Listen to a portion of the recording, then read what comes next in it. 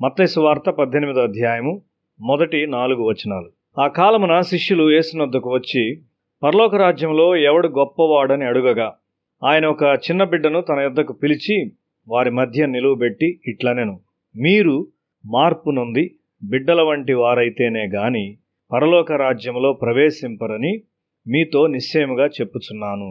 కాగా ఈ బిడ్డ వలె తన్ను తాను తగ్గించుకుని వాడెవడో వాడే పరలోక రాజ్యంలో గొప్పవాడు.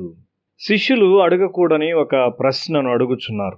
దేవుని రాజ్యంలో అటువంటి ప్రశ్న అవసరం లేదు. వారింకా లోకపు మనసుతో ఉన్నారు. ఇండియాలో ప్రజలు తమ కులము, విద్య, కుటుంబాలను గురించి తలస్తూ ఉంటారు. వారు దేవుని యొద్దకు వచ్చినప్పుడు దేవుని ఆత్మ ఈ స్వభావాన్ని తొలగిస్తుంది. దేవుని రాజ్యంలోనికి వచ్చుచు మనము వృద్ధి చెందకపోయినట్లయితే ఈ పాత విషయాలే మరలా తిరిగి వస్తాయి. మీరు మార్పు నొంది బిడ్డల వంటి వారైతేనే గాని అని యేసు చెప్పాడు. అనేక మంది క్రైస్తవులు మార్పు చెందలేదు. కాబట్టి తమను తాము తగ్గించుకొనుట అనగా ఏమిటో తెలియని వారుగా ఉన్నారు. మన పాపములను ఒప్పుకొనుచుండగా మనము దీనులముగా తయారవుతాము. మార్పు చెందిన తరువాత మనము చిన్న బిడ్డలముగా మారవలెను. ఒక చిన్న బిడ్డ గొప్పతనాన్ని గూర్చి ఆలోచించదు. తన కొరకు అన్నింటినీ తల్లి ఎంచుటకు ఆ బిడ్డ అనుమతించును. మనము చిన్న బిడ్డల వంటి వారమైనప్పుడు మన కొరకు మనము ఎంపికలను చేయము. నీ జీవితంలో నీవు నిజమైన జయమును కోరినట్లయితే నీవు నీ ఎంపికలన్నింటినీ దేవునికి విడిచిపెట్టవలసి ఉన్నావు. నేను అతి పేద ప్రజలను చూచాను. తల్లి చాలా సామాన్యమైన భోజనాన్ని సిద్ధపరుస్తుంది.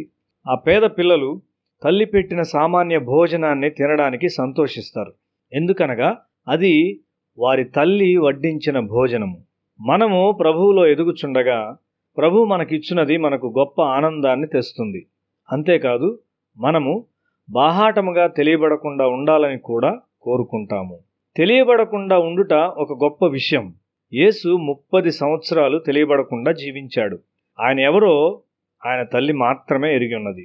యేసు చెప్పిన విధముగా చేసినట్లయితే పెద్ద సమస్యలలో సతమతమయ్యే వారికి అంతా బాగుగా జరుగునని ఆమె ఎరిగి ఉన్నది. నేను నా తండ్రి పనుల మీద ఉన్నానని మీకు తెలియదా అనేది యేసు తన తల్లిదండ్రులకు ఇచ్చిన మొదటి సందేశము. తల్లిదండ్రులు నేర్చుకున్నట్టు ప్రారంభించారు.